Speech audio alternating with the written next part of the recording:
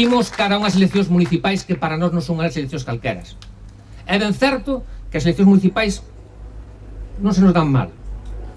Aínda temos que facer máis esforzos por conseguir un maior número de candidaturas, claro que sí.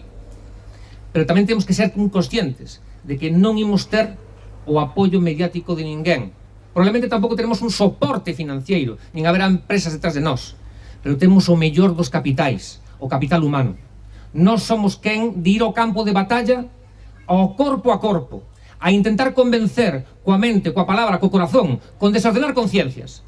E somos capaces de saber que en cada persoa que convive con nós creamos un cómplice na vindeira campaña electoral, tendo certeza de que o resultado de Compromiso por Galicia para aquelas eleccións vai a ser magnífico e excelente.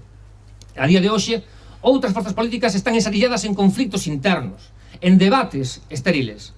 Nós temos que facer unha única cousa: cuidar o noso capital humano, cuidar a veciñanza, escoitala activamente e entón tende certeza de que aquela choiva miúda que decíamos hai 5 anos que iba a caer na terra para facela agromar, agromará máis cedo que tarde.